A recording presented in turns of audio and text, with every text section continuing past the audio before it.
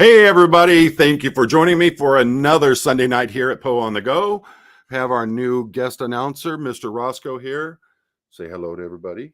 So he's all tuckered out. I've had him running all day. So we're going to let him get back to his little pillow under the bed, under the desk here. All right, brother. Get on back up to your spot. All right. Now I got my living foot warmer going, so I'm happy. So thank you folks for joining us. And tonight we have a very special guest, someone I've really been looking forward to having on. And initially when I spoke to her, I didn't realize just the depth of everything that has gone on in her life. And I am so thankful she's willing to share it with us. But before we do that, we've got to do things the right way around here. And let's bring in our old pal, Clearwater Chad. Thank you, Paul. Appreciate it. It's an honor and a privilege to be here. Thank you, sir. Thank you. Can we get that update? Yes, sir. Before we get started with the weather, I want everyone to see a Jay Leno Smurf. And that is a Jay Leno Smurf. It was a request from A.A. Ron's cousin, B. Barron. He requested that last week on my live, and now we will do the weather. Awesome. If anyone wants to see the Jay Leno Smurf later on, light up the chat. Okay. As you know, Paul, we are broadcasting from Clearwater, Florida. According to our weather reporting system, the temperature in Clearwater, Florida is 72. The precip is 0. The wind's at 13. And it's 65% humid. Back to you, Paul. Well, thank you, sir. Thank you. And for Colonel Broke.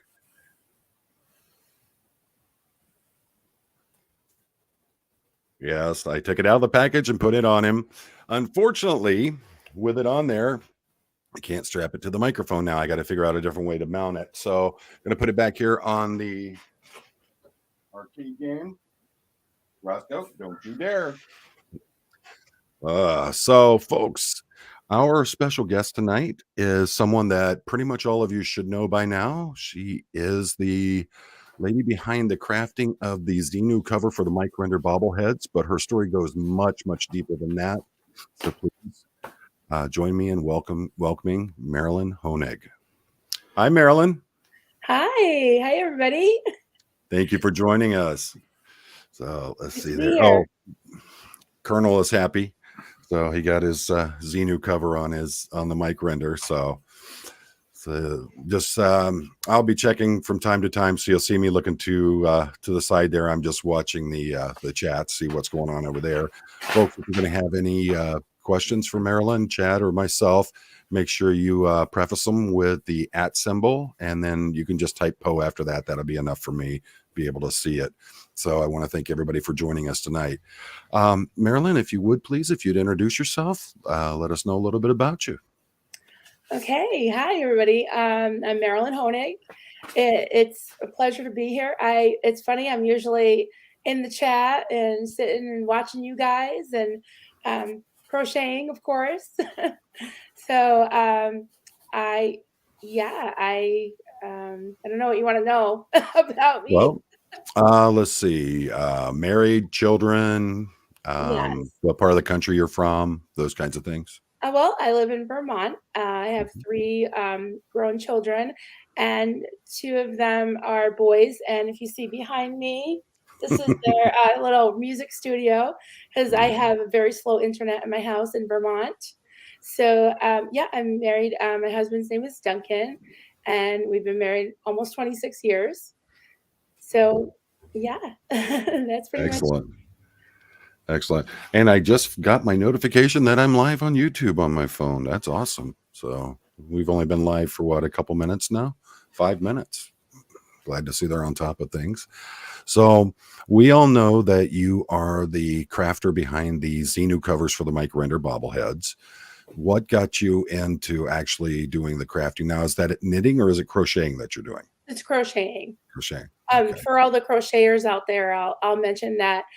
As far as I know, it's the only textile craft that you can't do with machine. So, there's knitting machines and things. They haven't invented a crochet machine. So you're looking at one of them, and I know there's some in the chat. Lady Pamela, is this supposed to be playing on your site right now, or are you live in 40 minutes? That's what it says. Yeah, I don't know what's going on with this YouTube stuff. I honestly don't. It sometimes it's so far behind. Hey, Alex, how's it going? Yeah, it's nice of YouTube to let me know I'm live. Yeah, I know. So how long does it take you to crochet the Xenu covers that you put on there? My first one was well over 8 hours. I've gotten faster ever since I figured out what I was doing. And I have a little assembly line. I'll do the, you'll see the piles of arms and little belts and all that. So it's hard to tell, but um, depending on the day, I'll probably be able to make 1 to 2 a day. So, but I crochet a lot. I'm sort of an insomniac. So, Okay. Now, Marilyn, could I just interject for a sec? Clearwater Chad wants to go ahead and say Marilyn's stuff is A-rated. That's A for awesome, amazing, and astonishing. Back to you, Paul. is that a 10x rating there? 10x rating. Excellent.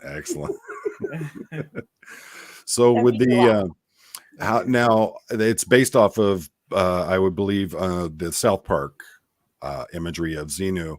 Now, did you have to, like with the back portions of it, did you just basically have to wing it on your own, or was there an actual imagery that you could use for that? for the back, Yeah. no, it's pretty much front facing detail. The back is, well, you've seen yours. Oh, yeah. It's pretty much in pieces. So yeah, so you have it on correctly. Some people don't hike it up. And Oh, it okay. has strings. It has some strings to tie behind. Yeah, see, Mhm. it has strings to tie behind because when designing it, oh, you're supposed to. That's okay. Yeah. You're supposed to tie it, but yours is not. Yours isn't slipping down because it's got the wire, and it looks like you cinched the wire. You cinched the wire. Yeah, you did. You did. There you go. So, So it was a little bit hard to design at first because Mike's head is so big and his body's so small. So well, you have to be able to slip it over his head. I think it's pretty much reflective of reality, isn't it? No, not our Mike. No, Mike's a good guy. He's awesome. So what other projects do you work on with the crocheting, or is that pretty much taking up a lot of your time nowadays? It is taking up a lot of my time. I do have a booth in a store that I do things like, if you go on my Facebook page, I've got things like bumblebees and frogs, and I do keychains and all that. So I need to kind of balance it. Okay. Yeah. Patty Sheck wants to know if you have a pattern for it. She'd love to make one. I'll let you in on a secret. I have tried to make a pattern. It's kind of in my head mostly with some scribbles on a napkin, but Okay. I have typed out a pattern for the headpiece. So I'm working on it. Yeah, it's pretty neat. A lot of people, I get a lot of times people asking me about the artwork that I do and things like that. And it's kind of hard to explain how it is, how we go through the processes. But I can't get, my wife does knitting and crocheting also. I can't do it. She's tried to show me. I just can't.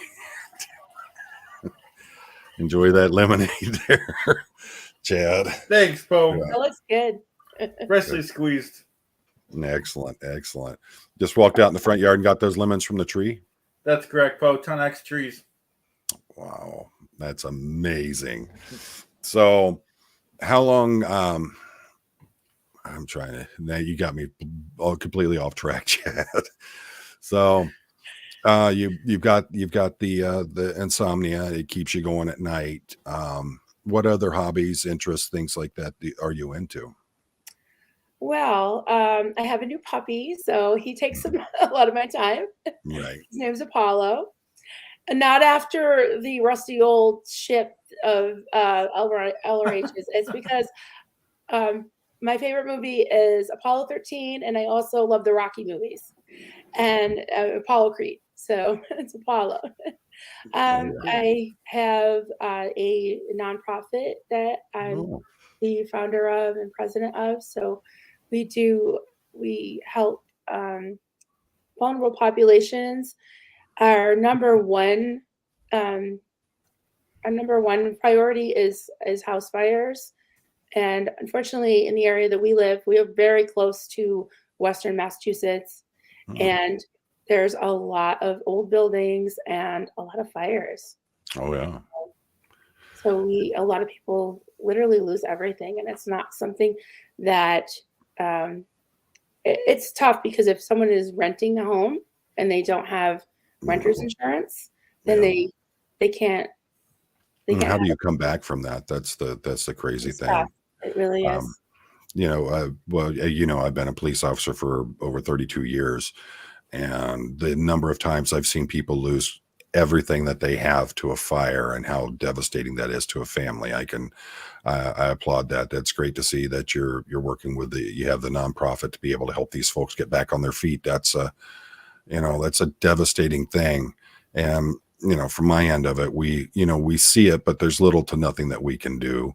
If we know of support groups like yours that are out there to help these kinds of folks, that's awesome. But here in our area, and I think we have a lot of the same problems. We have a lot of houses that are well over 100 years old in the metropolitan Detroit area.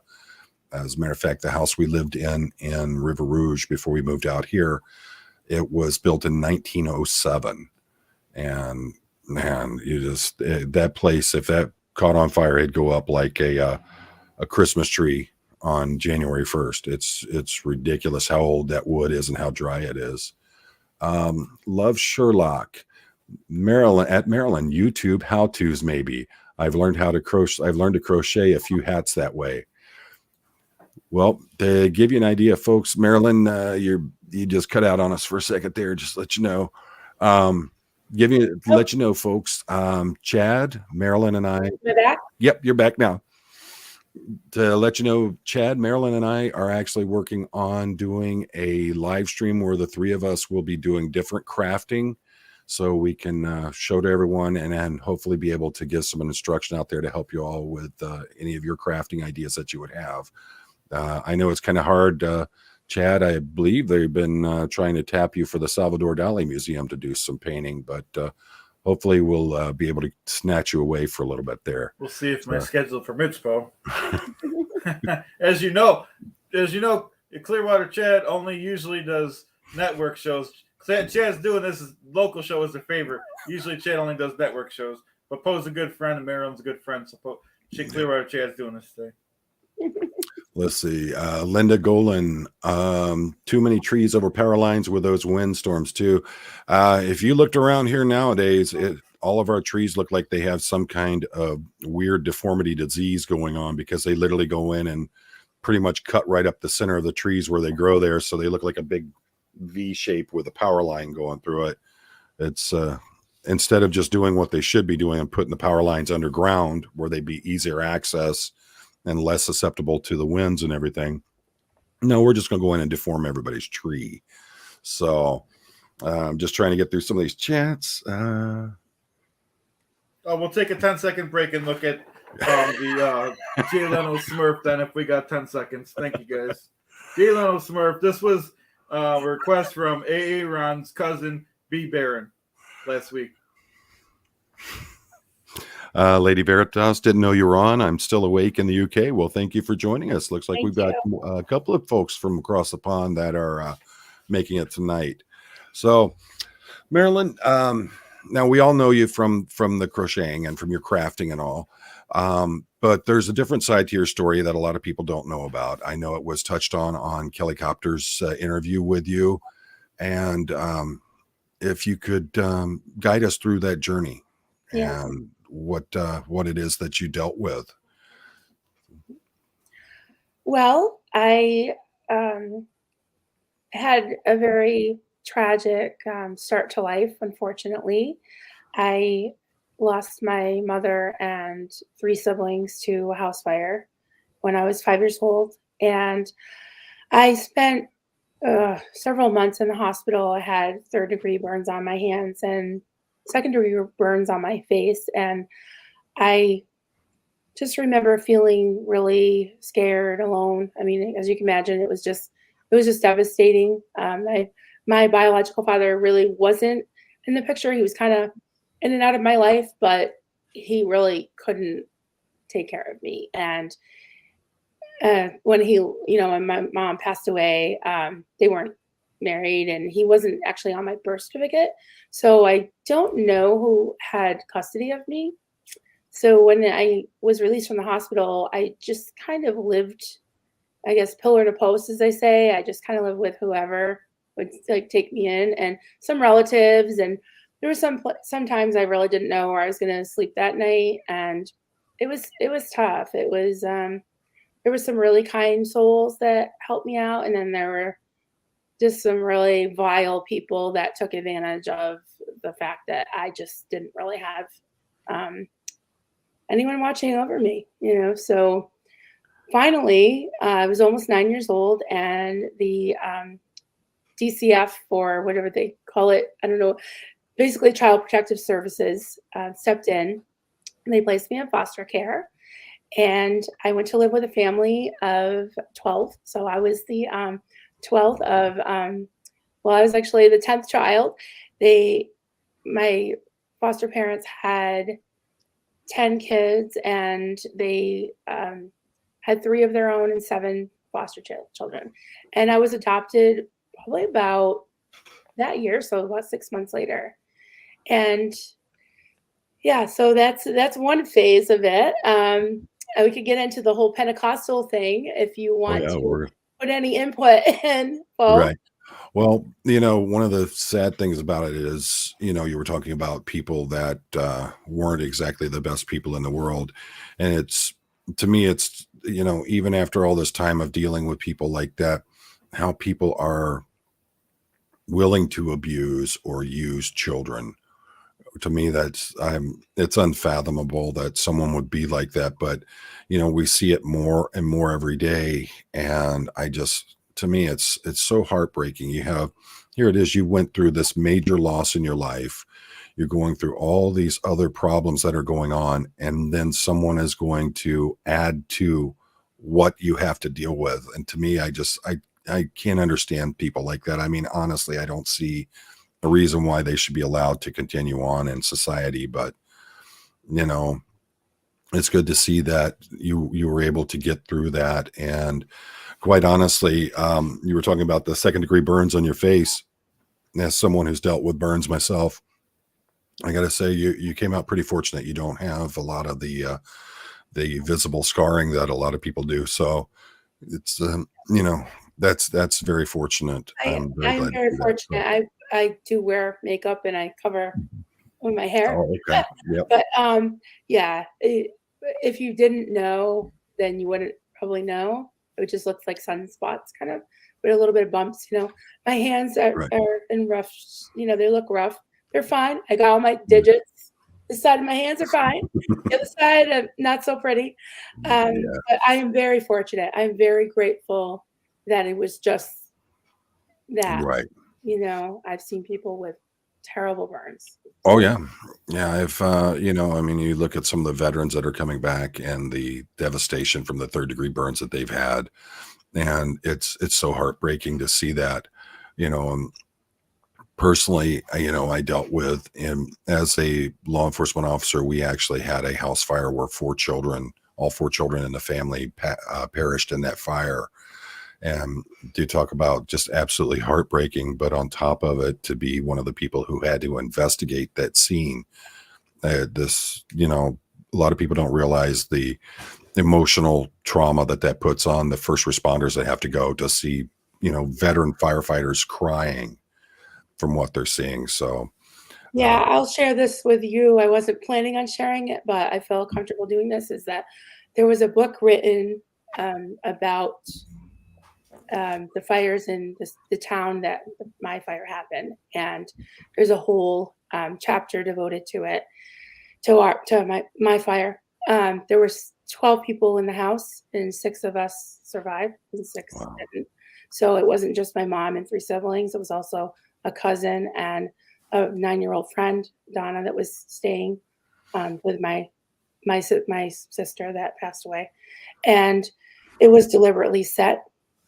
And yeah, it was a whole story. And it's the chapter of the book that this lieutenant wrote was called "The Day the Heroes Cried." So it really was awful. I didn't even know about the book till about 5 years ago, and I Wow. was fortunate to get 3 copies and talk to Lieutenant Brown, and he was relieved to know that I was still around, but I moved a state away, so I had never really been back. And when I talked to him, he said he still has nightmares, and here he is in his 70s. Oh yeah. Yes. Yeah. As you and I were talking prior to today, there are lots of things that have happened from my career in law enforcement that I have nightmares from. And so I can certainly understand where he's coming from on that. And especially, seeing some of the old time firefighters that were there. And, those guys are called smoke eaters because they were doing this before they actually had all the breathing apparatus and all that. And to see these hardcore guys just breaking down crying, it gives you an idea of how bad it is. Yeah.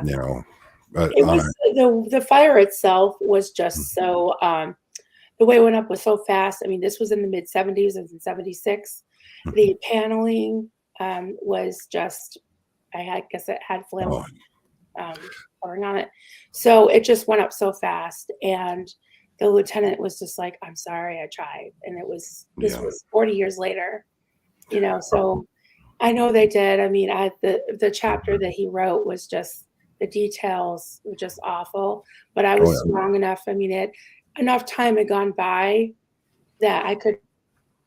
Oh yeah. I'm going to back myself out for 1 second here and say something to the wife real quick here. She just got home. So if you would continue on with the, with that portion of it. And I've got a really interesting story to tell you here that scared me half to death and then turned out to be nothing at all. But it's really interesting.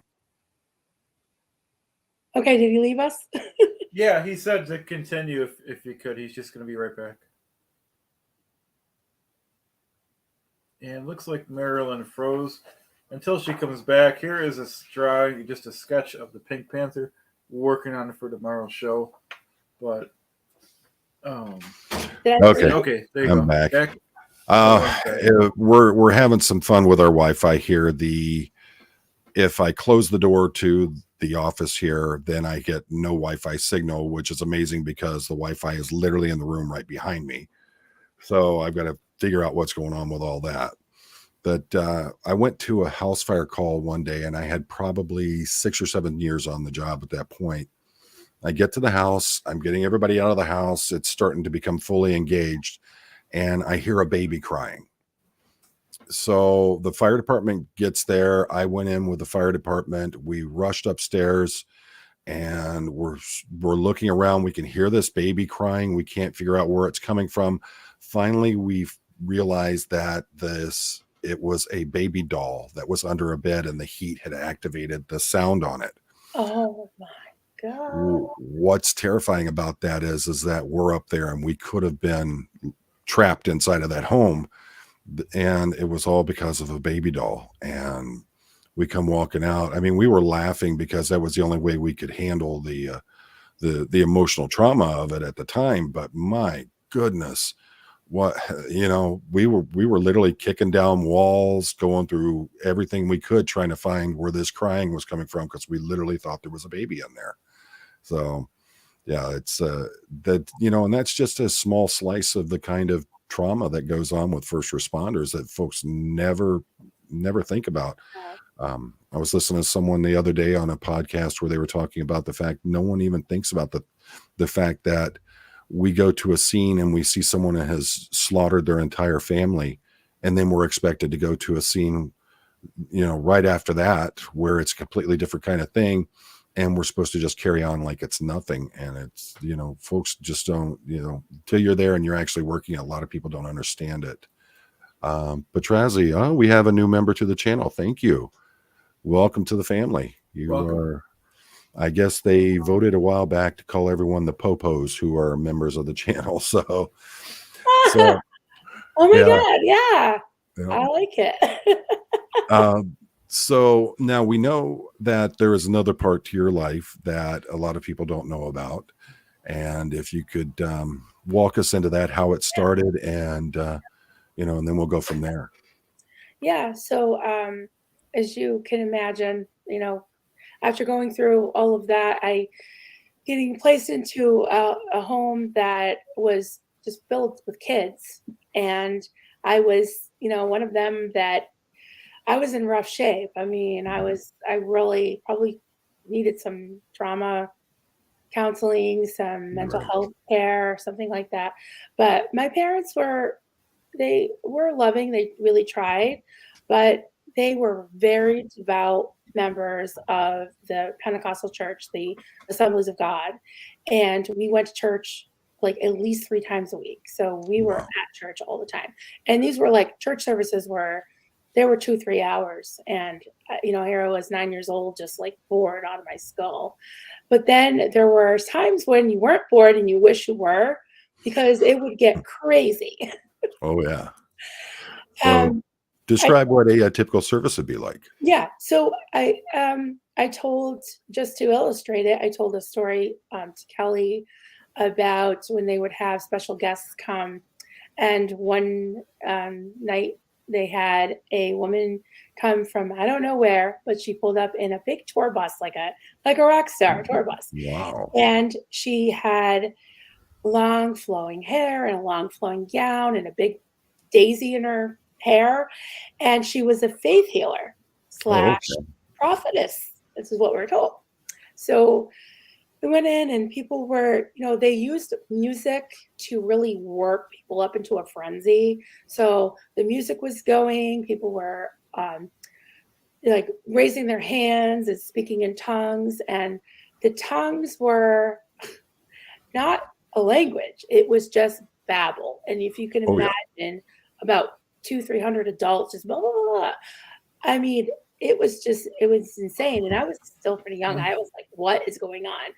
And Mhm. then they had people come up to the altar, and they were getting slain in the spirit, where they were like knocking them over backwards. Oh yeah. They were casting out demons. People were frothing at the mouth.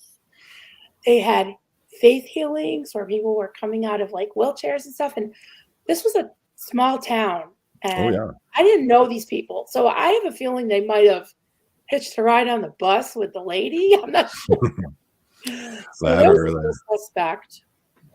Well, as you and I were talking about this previously, where I come from in, Southern Ohio, Eastern Kentucky, we call those kinds of churches the Holy Roller churches, because it's just so outrageous. I remember going to a few services with some friends of mine when I was young, and I come from a pretty standard Church of Christ Christian church where, and have people jump up and start speaking in tongues and dancing around the church. You just didn't see those kinds of things. And wow, they're a spectacle to behold. And yeah, so I can understand your shock and amazement by something like that. Before we get too much further into it, Apostate Alex, it's officially May here in the UK now. May is Mental Health Awareness Month. So I just wanted to remind everyone, you are not alone and help is available. That's exactly right. There are many organizations out there that they're nonprofit organizations, and they can get you help for free. The big thing is nowadays, every one of us has a computer in our pocket. So all you got to do, look up mental health support, those kinds of things, do a search on your phone, and that can get you to, one of many different groups. You just have to find the one that's right for you. But the big thing to remember is that the majority of them, they're out there looking out for you, and they want you to succeed, and they want to get you onto the right path. So do not be afraid to ask for help. There's nothing wrong in it at all. So, all right. So what age did you get into this? And what was the name of the organization? Okay, do you mean the really dark cult part? Yes. Yep. Okay, so I'll just kind of skip over a few things just to give you some context. Yeah, go ahead. We were in this church, and I grew up with a lot of, a lot of rules, a lot of just different things that I just didn't really want to comply with. When it was basically understood that we were in public school, but we had to be lights for Jesus. So we weren't allowed to listen to secular music, go to dances, things like that. And I just wanted to fit in. I just wanted to hang out with my friends, and it was just a no because you couldn't really just engage in anything that was going to, corrupt your soul, is what was told. So when I was 16, I ran away because I wanted to fit in. I couldn't handle the religion anymore. I just couldn't deal with it. So I went to a home for troubled teens, very, very temporarily. And then I went into a foster home and stayed there for a year and a half until I graduated from high school. And I got to, go join theater and go to the prom and all the things that were my priorities back then. I mean, it sounds a little crazy. You were a teenager. Come on. Teenage rebellion, right?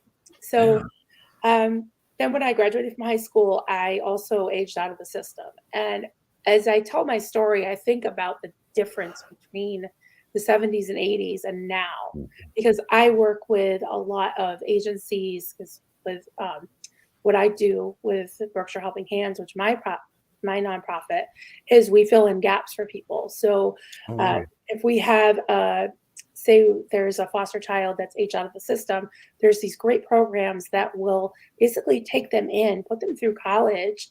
And if they need things like clothing or anything that they need for college, like we've put up money, giving them gift cards to get toiletries and books or anything that they need. So now they do have supports, but back then you were on your own.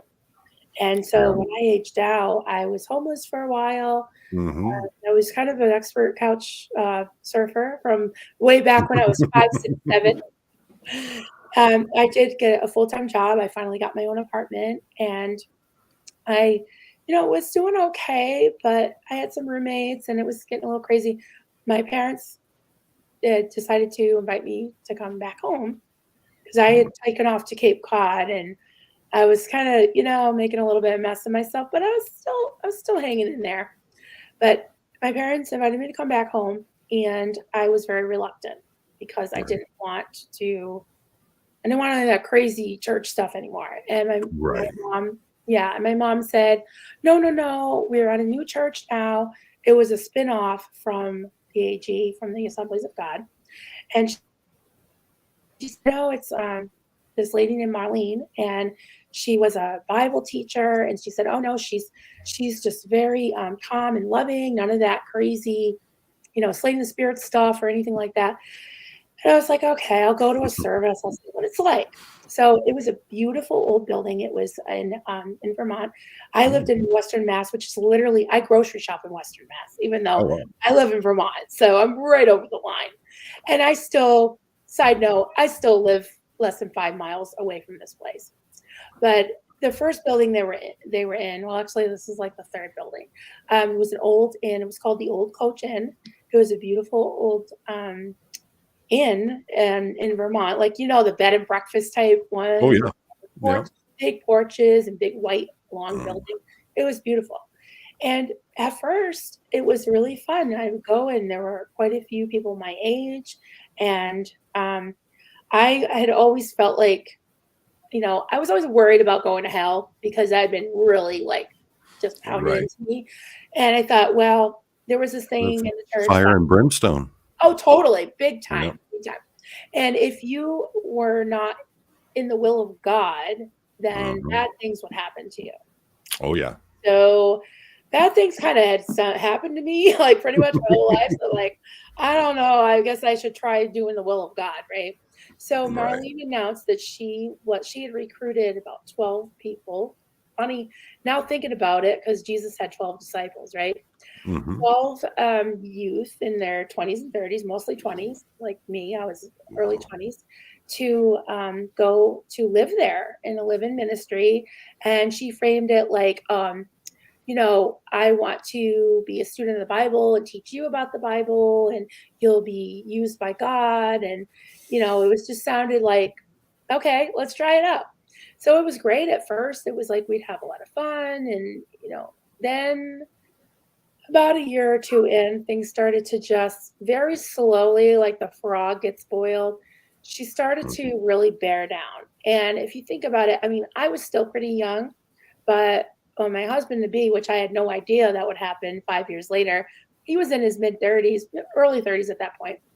But she had rigid rules. Like, I mean, can you imagine a 35-year-old guy having like a lights out bedtime? And we were working, I think he and I were really the only ones who were working outside the ministry. We actually had jobs. But that's how they do it it starts you off light. Everybody comes in willingly, wants to be part of this new movement that's going to happen.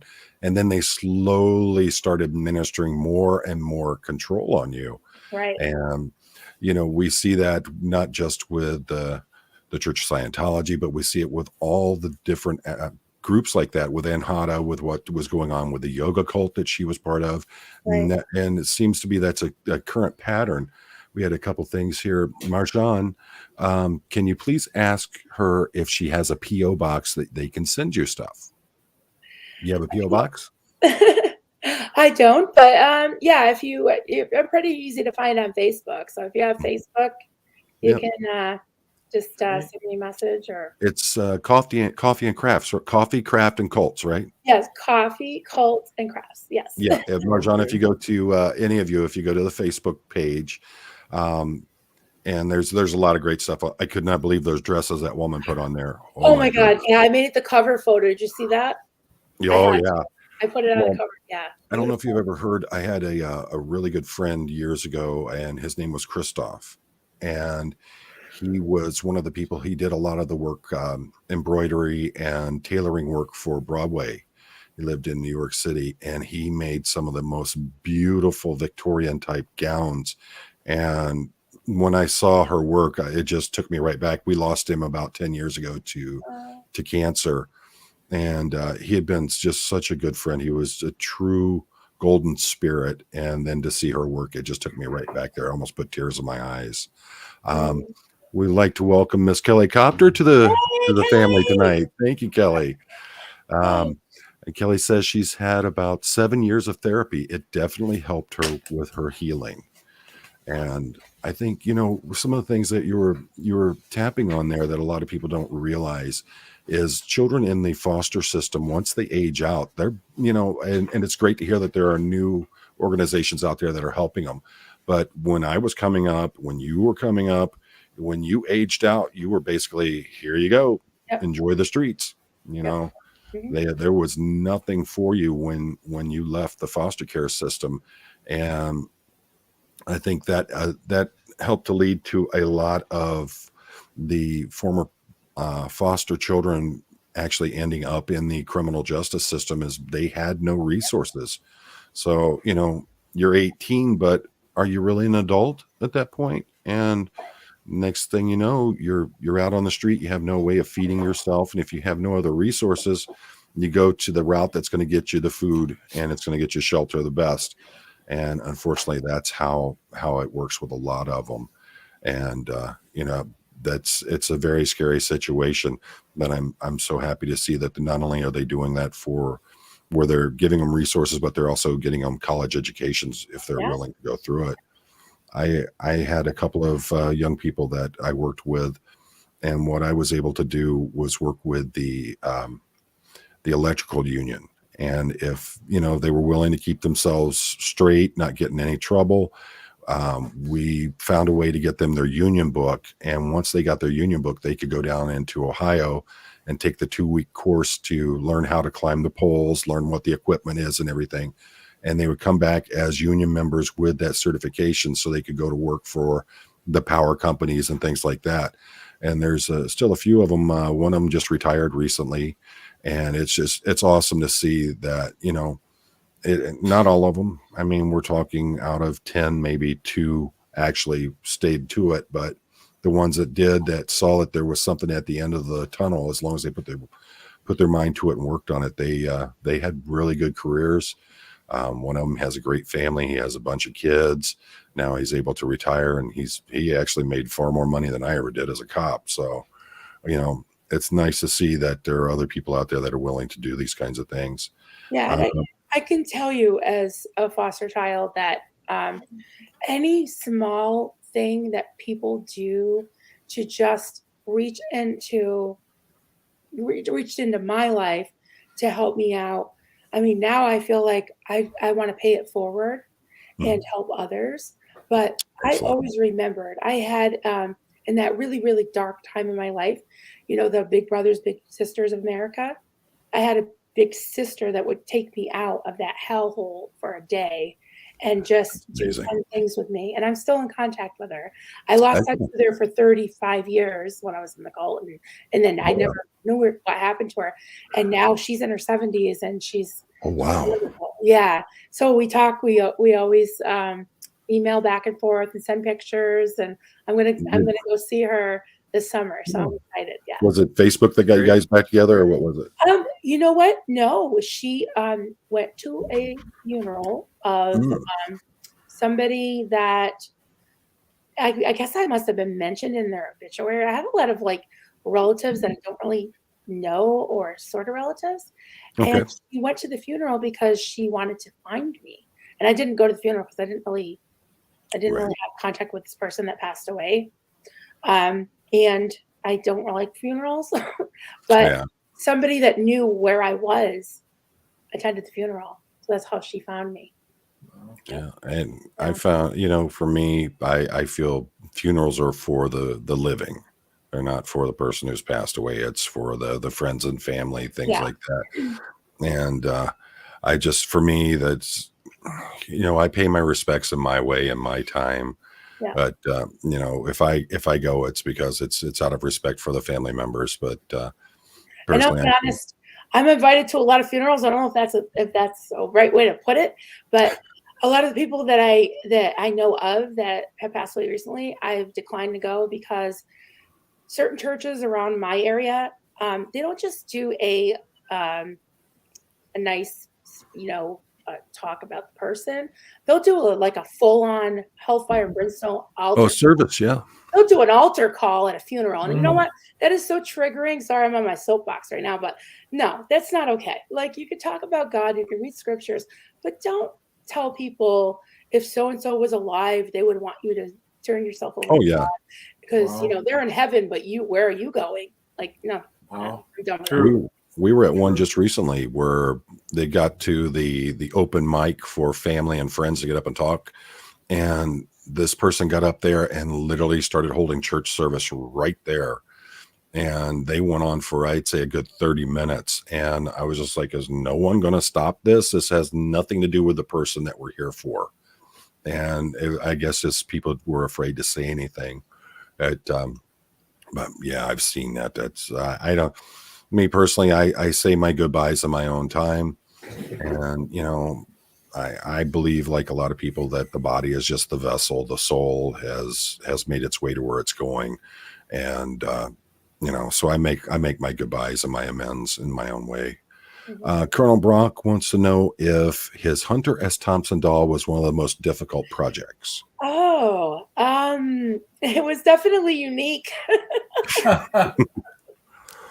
Yeah, I'm sorry, Colonel Broke. Colonel Broke. Oh, because he's been buying all that crochet stuff from all, you know, not just me. I don't know. I think I've given you a pretty good project. I've asked Marilyn if she could look into doing a Thanos glove from the Avengers series. I think that would be insane. It sounds like Colonel Broke should make a $250,000 donation to Clearwater Chat if he's got that much money. 10x, brother, 10x. I'm just trying to keep up with everything here in the chats. I'm so far behind. It's ridiculous. But okay, so now you are in this group. You're with the 12 other people. Now, is it still 12 or is it growing at this point? So the top floor of this building is all bedrooms. There were pretty much 15 bedrooms in the place. So that was pretty much the max for living there. It was a nonprofit, a 501c3 religious church nonprofit. It was an independent church. And we had about, in its quote heyday, I would say probably 50 people that would come for Sunday morning service, for Wednesday night Bible study. But we were like the Sea Org. We were the servant. We were the ones that cleaned the building and made the food, put out all of the hymnals, and we would basically wash the walls and the baseboards, and that place was looking like the top of the Chrysler building all the time. And we had a lot of kind of busy work going on a lot. And like I said, there was a shower time. Everybody had a shower time. Everybody had a breakfast time. You had, if you were lucky, you got 4 ounces of orange juice, and like everything was just so rigid. And we pretty much, my day looked like I got up at a certain time, took my shower, came down, had a quick breakfast, usually a piece of toast and 4 ounces of orange juice. Then I would clean like there was no tomorrow. And then maybe for lunch, have like a half sandwich if you're lucky, if they weren't fasting that day. Wow. And then we had an option of either going up to our rooms to quote seek God or take a walk. I walked 5 miles a day, and then I went to work, and then I'd come home, and then I'd have dinner, and then we would sit in this back living room and listen to these cassettes of these just really dark hellfire and brimstone. I'm going to say it. It was hellfire and brimstone. It was just get right with God, or there'll be hell to pay, literally. And, just all these scriptures, some from the New Testament, but also from the Old Testament too. And they can be pretty brutal. Oh yeah. And you're a survivor for sure. Oh yeah. Exactly. I know that, just growing up in a Christian church, when they started getting on the fire and brimstone, that's some scary stuff, especially as a child. Yeah. Marjan wants to know if you're going to be able to make it to Florida in October for the SPTV. Oh, geez, I don't know. I'll think about it. I got to talk to the hubby, and I've got a trip to Chicago coming up. And I think we need to make sure we have, if you're able to make it, that we have a set up so that you can display your wares and your work. So yep, absolutely. If there's any questions, you can call Clearwater Chat. And thank you, Kim, for the super chat. She wants to say thanks for sharing your story, Marilyn. Thank you. So that's cool. That's awesome. Explain a little more about the speaking in tongues. A lot of people, if you've never been to a church like this, it can be somewhat hard to understand what is going on with that. Okay. So it comes from a passage in the Bible. There's several passages, but the main one is the 2nd chapter of Acts, which was after the crucifixion. Jesus rose from the dead and was ascended into heaven. And after that, this is how the story goes, is that the disciples who were, Jesus' disciples, were in an upper room somewhere in a house, and they were anointed by the Holy Spirit, swept through the room. There were tongues of fire over their heads, I don't know, something like that. And they were anointed with the Holy Spirit, or had the gift of the Holy Spirit, and they all started speaking in tongues. Now, the way the story goes is that they went out into the streets and were speaking actual languages that people could understand in their own native tongue.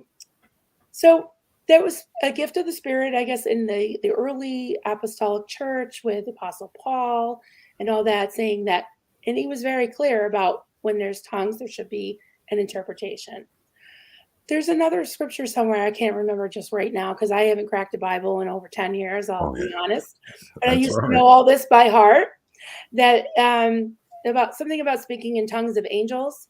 So I Mhm. think maybe that's what the Pentecostals say. Well, yeah, you don't understand it because I'm speaking in tongues of angels. Right. So all through the years in, when the early churches up to the, present day churches, if you look in the history of the Catholic Church, the Roman Catholic Church, Mhm. the Protestant Church, the, Lutheran, all the speaking in tongues was not a thing. Mhm. And then you fast forward to 1900 in the United States. The I can't Reformation remember. period. That's when it started, right? Mhm. And then you go into the 70s with the charismatic movement, and Mhm. there was a I haven't heard that name in a long time, the charismatic. yes, Yeah. charismatic Christians. And if you think of it, what's the first thing on the list of a cult? Is the Mm. charismatic leader. Well, they Yep. were breeding them, let me tell you. There are lots of charismatic people. And I'll Oh, say yeah. this again, I say this all the time, that Christianity, I don't believe is a cult. Even Pentecostalism, I don't consider it a cult. I do consider it a watch your back and be Right. careful kind of thing, because that Oh, could yeah. be, a red flag. Don't ignore. Yeah.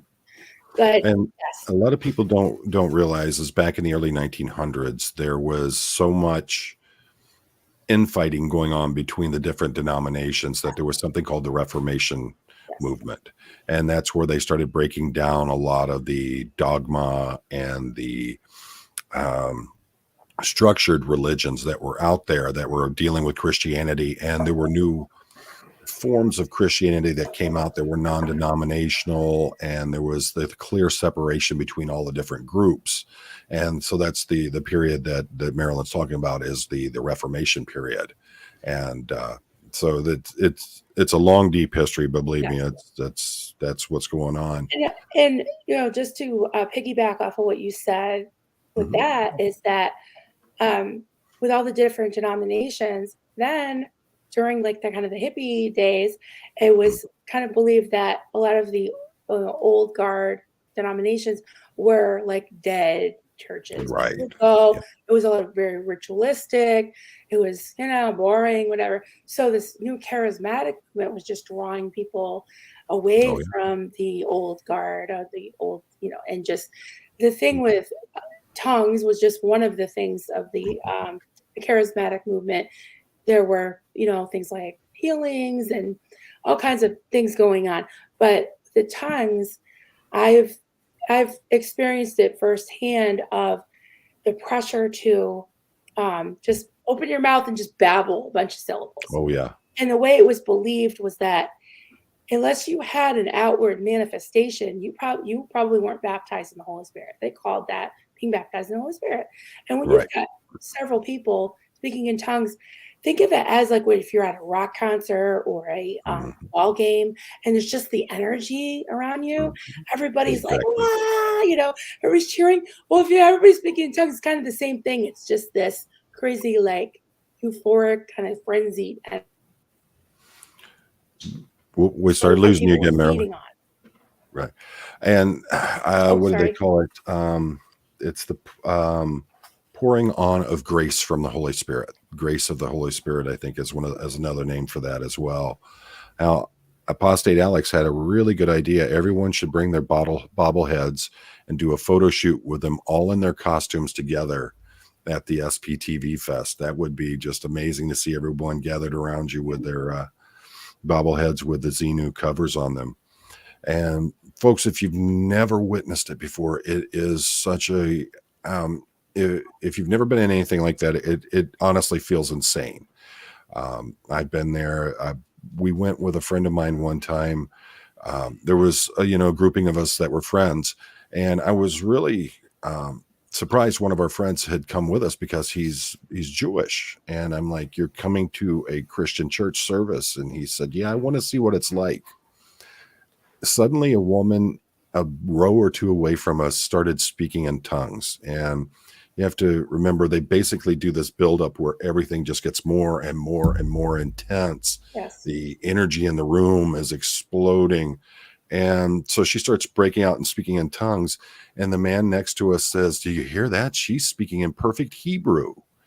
And my friend looked over at me and goes, I speak Hebrew and I've never heard those words before. I've heard, Wow. they're speaking in perfect French, and it's amazing. But basically what it is it's the power of suggestion, and these folks get this, they start going, and the energy pitch and all that, and finally it just breaks out, and they basically lose it for a few minutes. And We want, oh, go I'm ahead. sorry. I didn't No, mean go to. ahead. Go ahead. I think we have a little lag, but I was just going to say that in its extreme, I think it could be compared to things like channeling. I mean, Mm-hmm.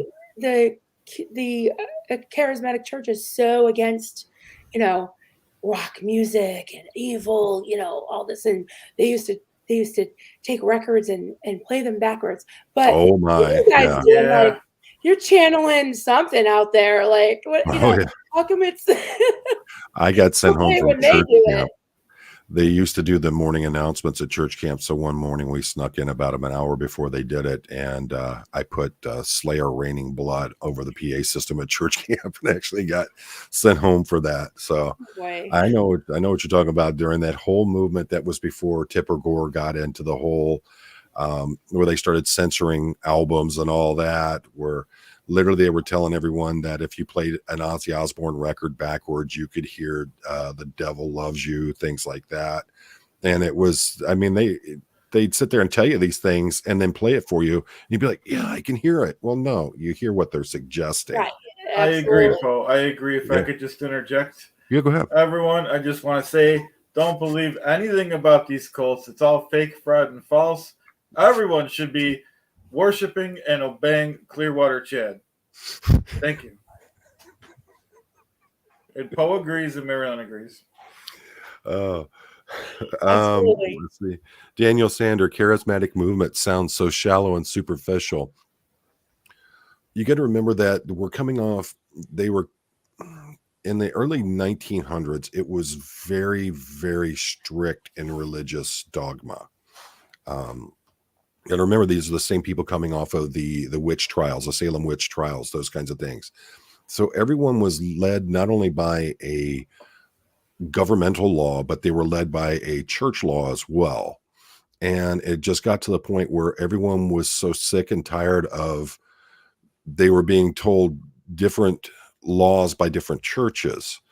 And what it comes down to is there's a biblical, and then there's a dogma to it. And the dogma is where you have an organized religion that takes the scriptural words, and then they create their own rules outside of what the scripture itself says.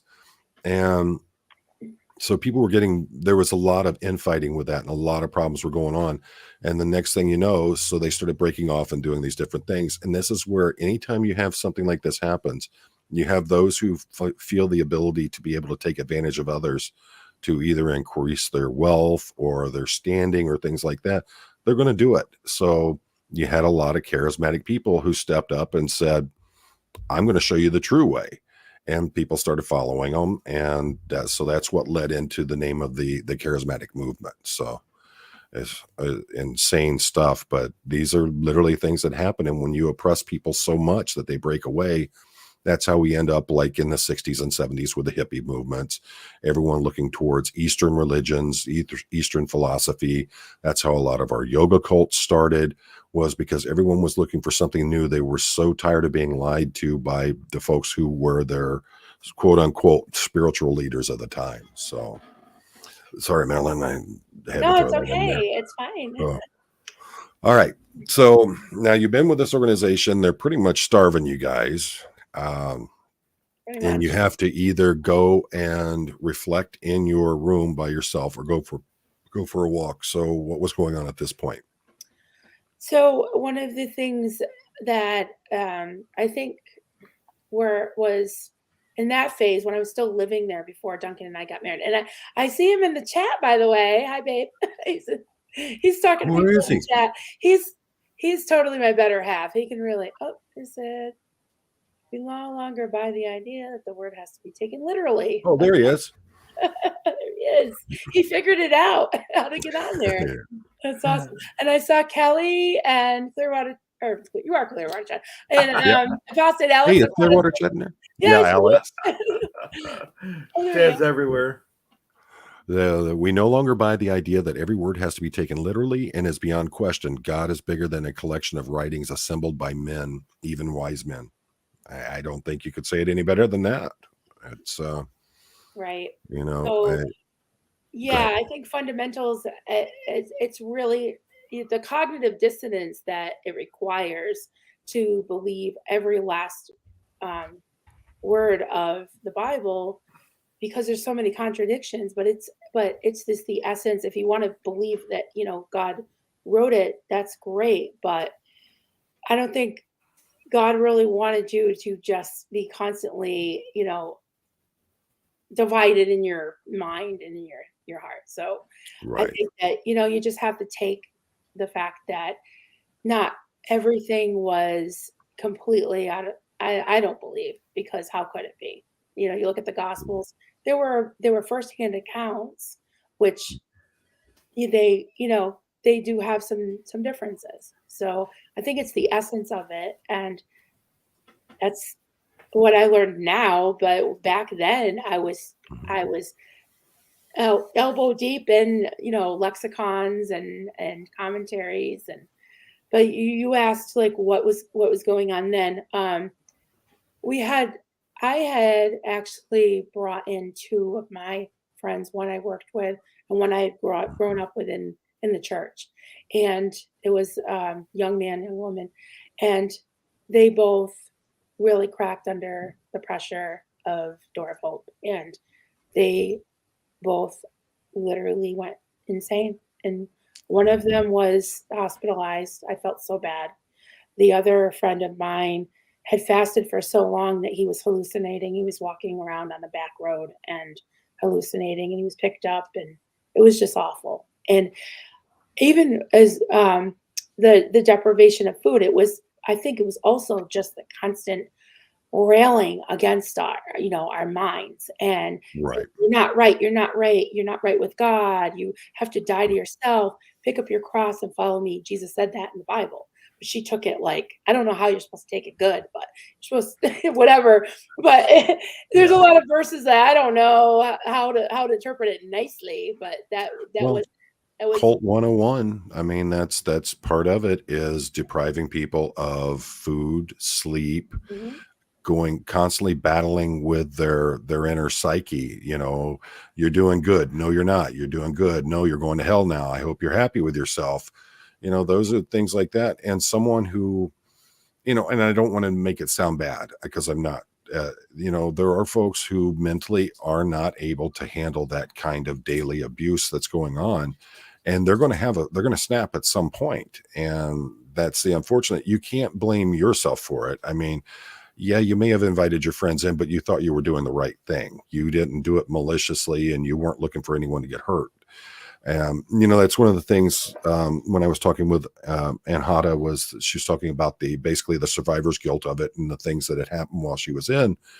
And one of the first things you got to do is you've got to forgive yourself, because the others around you, they've already forgiven you. And the only one that's holding themselves back most of the time is you yourself. Oh, Marilyn is lagging again. There you are. You're Oh, back with us. see? Yeah. Sorry. So Marjan wants to know, what did you do? They were withholding food from you. What did you guys do? Were you sneaking in and snagging food? What are we doing I there? I did. I didn't do the 10-day fast ever. I think the most I ever did was 3-day.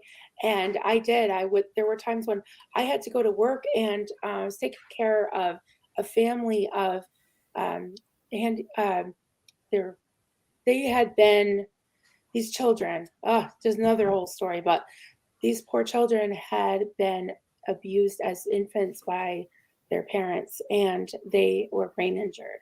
So there was this wonderful woman who adopted. Eventually, she adopted a total of 7. But when I was working there were 4 children that had been born just, regular children, and had been abused so badly that they needed a lot of care. So I had to go to work after walking 5 miles and cleaning toilets and everything else I was doing. And then I had to go and lift children that couldn't, take care for themselves. So I did. Sometimes I would walk one of them to the store in the wheelchair, and get a snack because I was dying. I was like, I couldn't, Oh, yeah. I couldn't survive on it. Now, what were you doing were you getting any kind of money or anything? How was this working?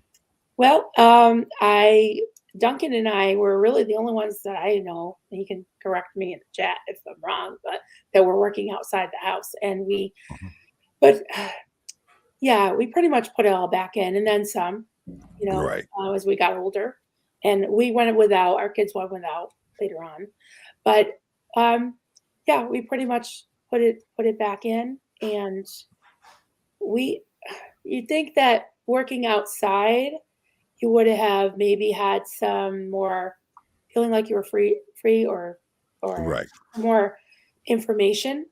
But the way the system, I won't even say Marlene, but the way the whole system worked was that you were trained to basically police yourself and hypnotize yourself and watch yourself. So you didn't want to go to hell. So God knew no matter what that you were doing it. You know what I mean? Mhm. Even without the two older ladies that were like the spies Yeah. in the house and all that. So I was more afraid of like God knowing than anybody else. But then I Right. I kind of got over that as the years went on. I was like, you know what? I don't even anymore. Well, it's like Jaraz 16 was talking about. They went to Catholic school and they were told that rock music was the devil's music, and how they'd gone home and talked to their father, and they're like, no, it's not true. And I think that goes along with a lot of the things that they do in a lot of these controlling type religious settings, where they want to, if there's something that you like, something that you is popular, then they demonize it so that they try to keep you away from it as much as possible. Yes. Yes. And that you see that a lot in these different groups, and you just have to remember that, if you really want to know what the Bible says, all you got to do is pick it up and read it. Don't let someone else tell you if you don't believe it. And then coffee first, please. I'm starting to feel like I'm not wanted on SPTV, whatever y'all think. I have never been a Scientologist or met one for that matter. Thanks for the paranoia later.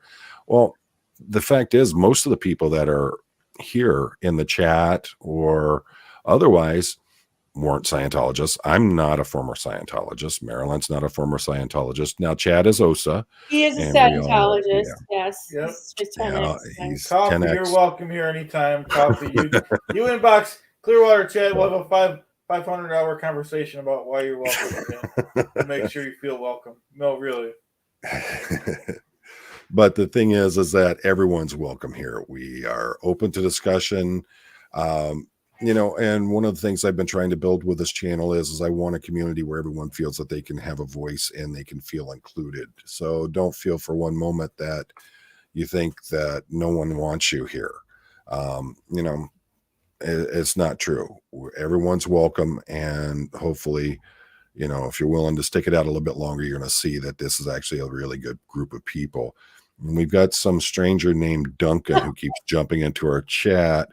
We're all still searching and learning. I still quote Jesus in saying that we should love our neighbor as ourselves and do unto others as we would have them do unto us. This sums up the law of the prophets.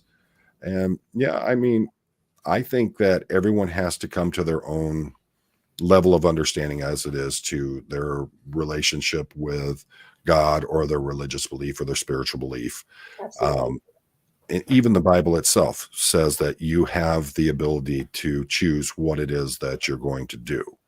Everyone questions their faith at some point in their life. It doesn't matter who you are, how deeply involved you are in your church or in your religious beliefs. Everyone questions it at some point.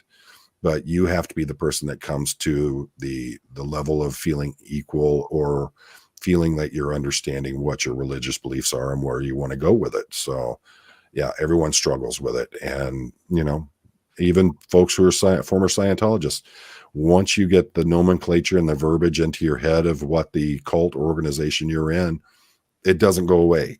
You're still going to be, you see the Scientologists speaking in their own vernacular and the Scientology tongue all the time.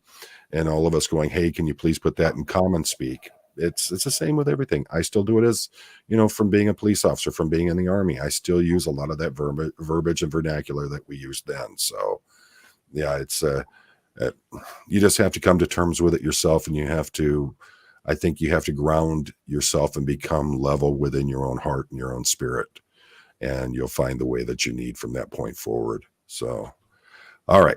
So you guys are going through these different things. Yes. So what then started happening with you guys? So I talked about the rigid rules, the fasting, the cassettes with the hellfire and brimstone. I always felt like one of the reasons, but I think kind of a big reason is when we would have to sit there almost every night and just listen to all these really intense, cassettes.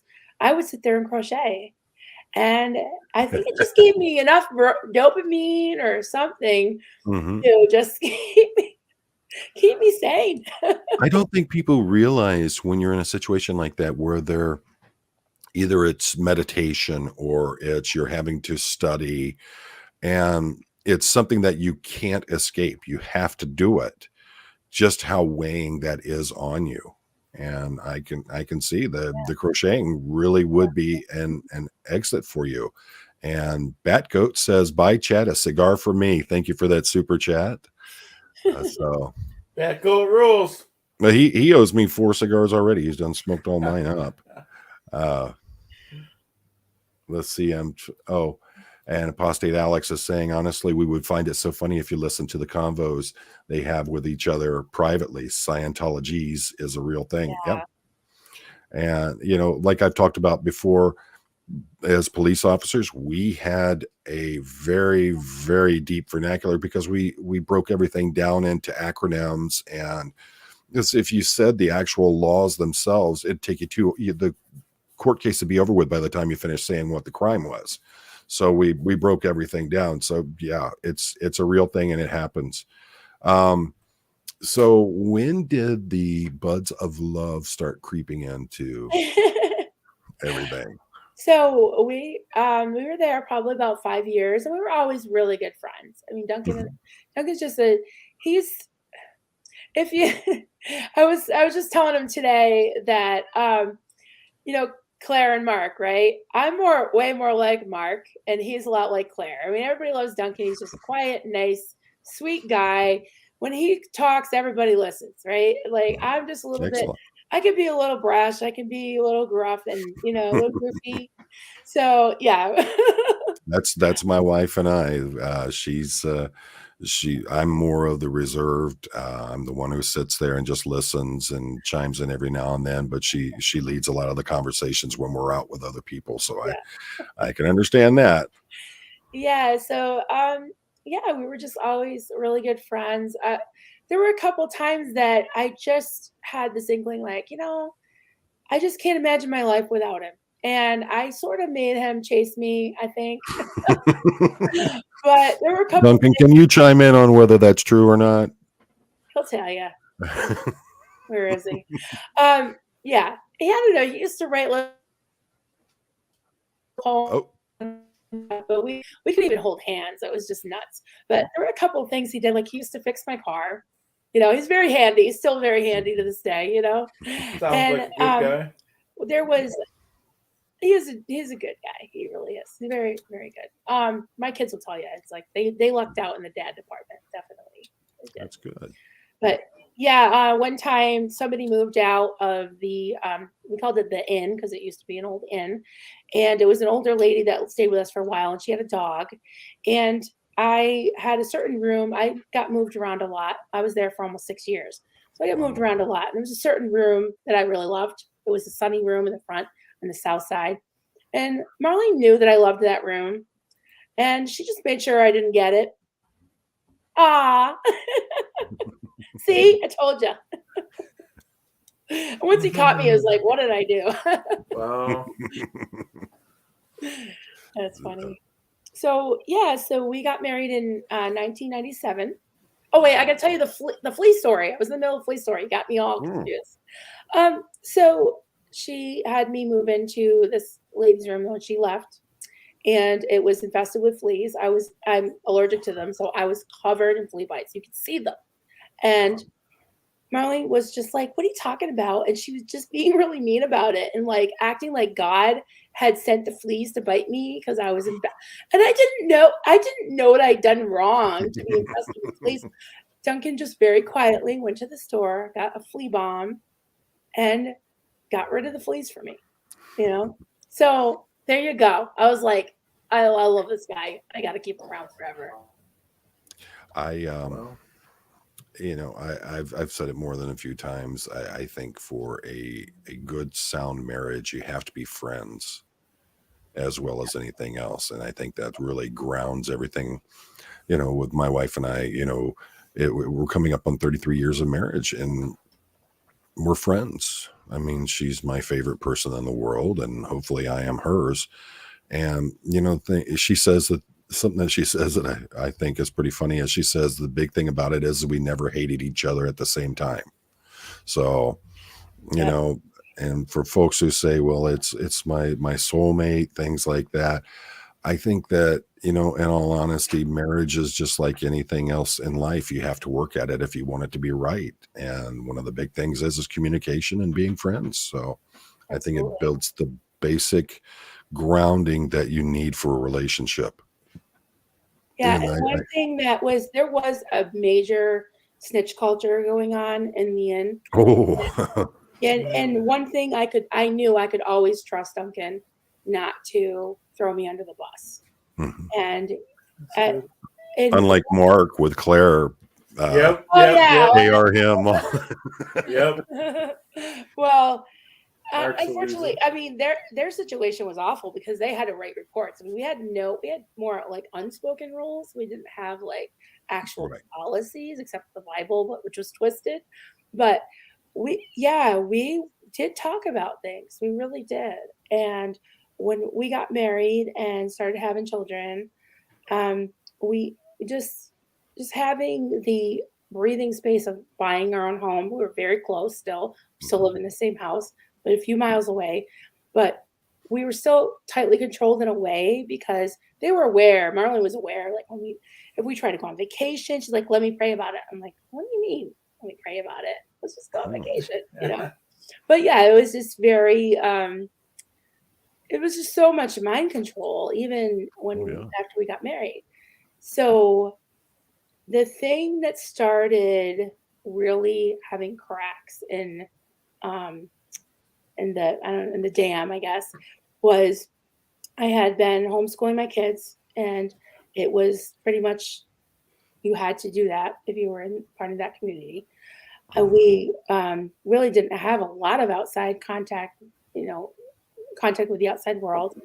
And Marlene started to turn on my kids and it was bad enough that she would call me before this, they called the board, going before the board. And she would just discern this arbitrary thing that I supposedly was guilty of that was not really a thing. It was like an evil spirit or hidden rebellion. So she decided that my daughter had hidden rebellion. And she had taken a snack from this food pantry that they had that they were supposed to be distributing to the community because it was government funded, but they kept the food for themselves. She took a little pack of chiclets, and next thing I know, they're trying to bring her into a room and cast demons out of her. For being a child. Yes. And hmm this stuff was sitting there. They weren't distributing it. And yeah. Right. So that was really awful. I wish to this day that I just ran out of there with her, but I was so brainwashed. I hate to use that word because everybody hates that word now, but I was just under such, mind You were control on. that I couldn't Yeah. break out. You were under coercive control. I mean, it's that simple. It's proven. You pound it into someone's head enough, they're going to start living and believing what you're telling them.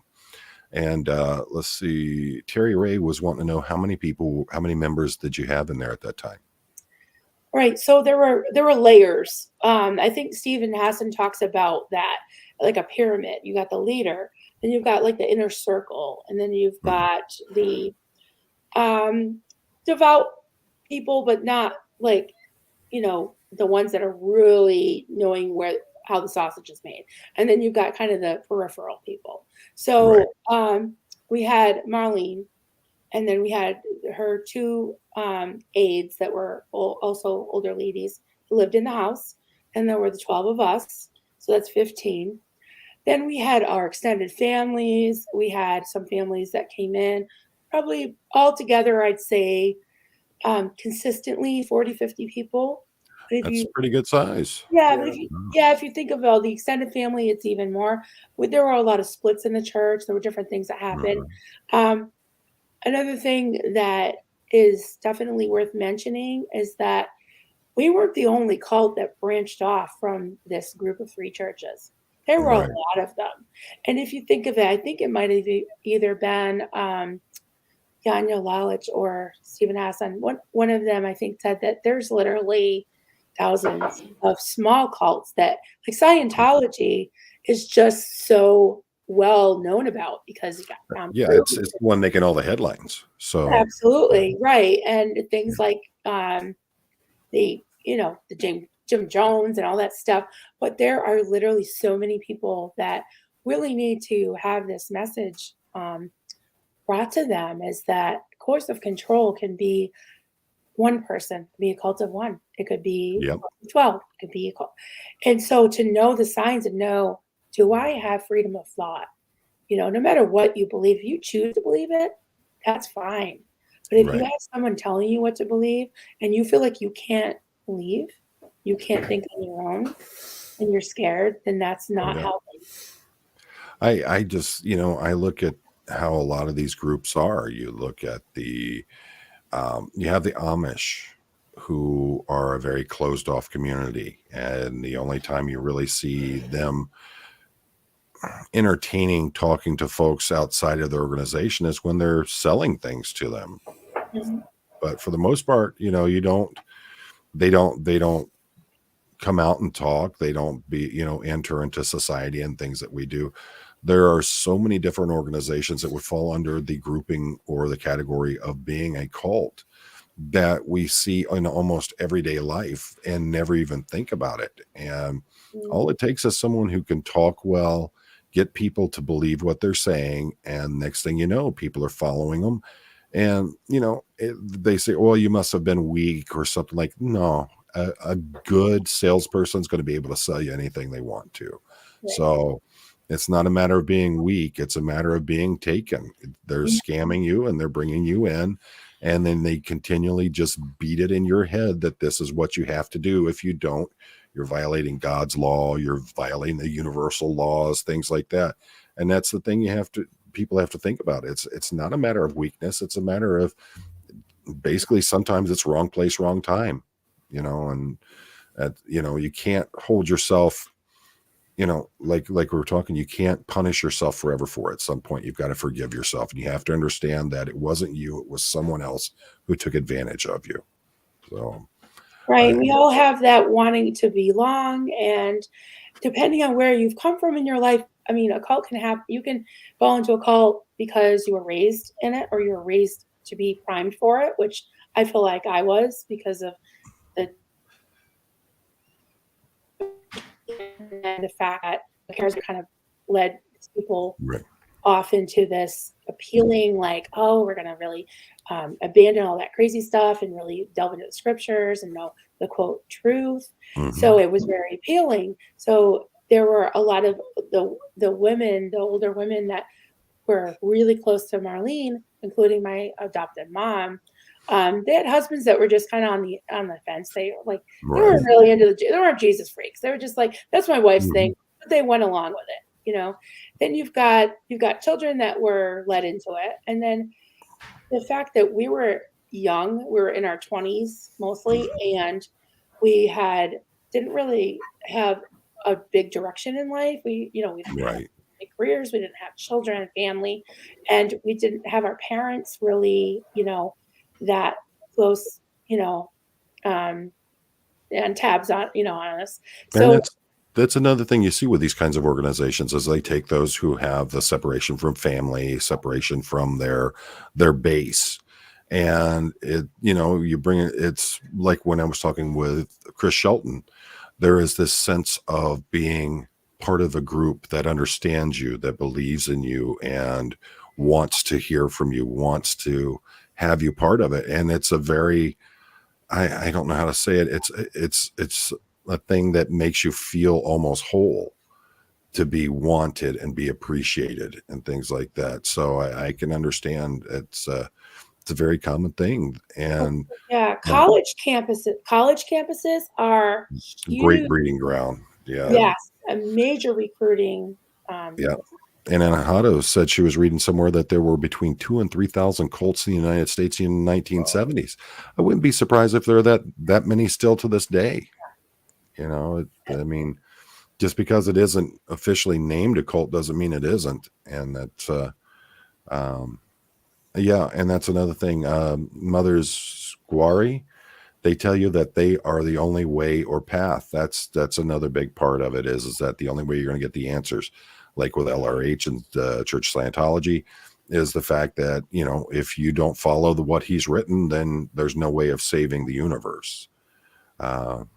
Let's see, I'm just going through some of these. All right. So when did you start feeling that you needed to break away from all this? So it started with the thing with my daughter. I think we just started to kind of like, this doesn't seem right. And we would just start talking about things. It was another 2 years before we actually left, but there were a few things that were happening. The one thing was Marlene was just starting to get more and more like just crazy, like started to getting these revelations from God about the end times, and saying that she became affiliated. She did affiliate herself with several other kind of culty type groups over those years, but she could never like stay in contact with them because she needed to be the big cheese. So once she had any kind of disagreement, that was it. Even the place that had quote ordained her, she was like, I'm out of here. So she never really would, be able to coexist with anybody that had any type of power that she had. But there was this Jewish man who lived in Minnesota. He had a commune of his own, and he had been a New York Jew that he has a book that I guess is pretty popular. I mean, he had sold a lot. It was his name was Art Katz, and he had this commune called Ben Israel up in Minnesota. And actually, Duncan went, and he was always like, poor Duncan. He always was called to like go to these places and like work on stuff because he's a builder, carpenter. So he built this place in Georgia. He helped them with this place in Georgia, and then he went to Minnesota, and he was always building things. So he went out there, but they believed that the end times were soon, which a lot of churches do, and that instead of Jesus coming back and taking his people in the rapture, that everyone would go through the tribulation, and that the Jewish Jewish race, or whatever you call it, that they would be fleeing from persecution, just from being Jews. This is in America. We're over Vermont. That we were going to become like another underground railroad for the Jews. Yes. Now this was supposed to happen in Marlene's lifetime, so we were supposed to get right with God, so we could welcome the Jews and teach them about Jesus, because they didn't know about Jesus, and that's what was going to happen. So she's got to be in her mid-80s now, and I still live on the same road. I still live a couple miles away from her on the same road. I haven't seen a big influx of Jewish people wanting to know about Jesus. So not yet. No. All right. Sorry. And sometimes we need that because we get so deep. Sylvia Grass wants to know, were you aware of the Northeast Kingdom Community Church cult who had their children taken away in the 80s? I don't know a lot about it, but I absolutely, yes, I have heard about that. Mm-hmm. Yeah, I mean that just tells you how many of them there are out there, and that was terrible. Mm-hmm. Yeah. I mean, I'm way you in the watch, South, but I did hear about that. Absolutely. yeah, and that's one of the things that we only hear about these groups most of the time when something bad happens, Right. and when they work in the shadows and no one knows what's going on with them. No one knows about it. We wouldn't have known about David Koresh and the New Branch Davidians had it not been for what happened in Waco. There are so many groups like that, and it amazes me how many of them the word compound is part of their lingo, or what do they call those? Their little nesting place that they have everybody stay at. But it comes back to the same thing. It's a compound where they sequester themselves away from everybody else in society, and it keeps you, when you're locked away from society like that, it's that much easier to bring more and more control into your life. So I mean, the amazing thing is how many of them literally seem like they use the exact same playbook for what they're doing. Absolutely. And, It's like they all have the same handbook, which is just crazy because they don't. Yep. They're all isolated from each other, but they Yep. just Oh, know yeah. exactly. They're all the same animal, different spots. It's unbelievable. And you've got, I mean, you had what was going on with Heaven's Gate, and thank you, Colonel Broke, for that. Then you had Jim Jones in Guyana and what happened there. I mean, and it's the same thing over and over again. And one of the things I hear from so many people who've left out is they didn't realize they were in a cult when it was going on. They thought they were just part of a movement.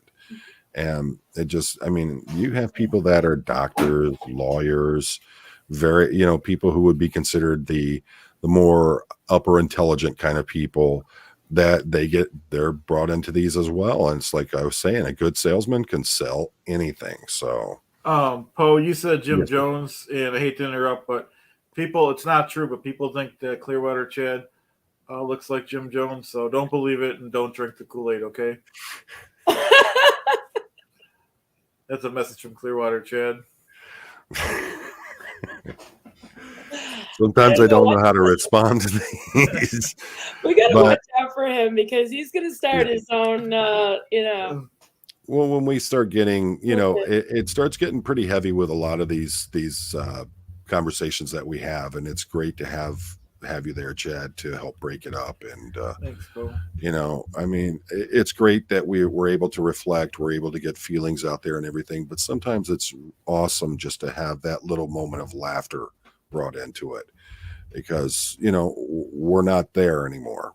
Marilyn, you've got a good life going. You've got a man by your side who loves you and supports you, and you got great kids. I love talking to your son a little bit earlier. He's a great kid, and it's nice to have that little bit of laughter thrown in there from time to time. So yeah, it's I'm trying to watch I'm not ignoring you or anything like that, so don't think I am. I just keep looking over here at the chat. No, and the great thing let's engage. I mean, I want to see what the Oh, Terry Ray wants us to have an open mic night at the SPTV Fest so Chad can keep us laughing. Oh, I love that. Yeah. Yep. Well, there's going to be we're working on a lot of different things for that. And I believe Lady Pamela was saying that you owe her something from last night. You owe her a piece of art or something there, Chad? Oh, I missed that. What was It was back in the comments back there. I was going to bring it up, but Oh, okay. I'll have to, Marilyn was going strong, and there was no way I was going to intervene in that. because So I'm trying to think, because I do honor requests. Last week we honored somebody wanted a monkey, and we got a monkey we drew last week on the live. You guys are probably getting sick of the Jay Leno Smurf, but too bad, here he is again. Practicing on the Pink Panther. It's just a sketch. You probably can't really see it, but we're going to make sure this is going to come a reality on Clearwater Chad's live tomorrow. Okay. And folks, remember, Clearwater Chad does he does live streams of doing his artwork, and he does some pretty great stuff. It's you know what, I can sit there and just watch it, and it relaxes me. So make sure you check it out.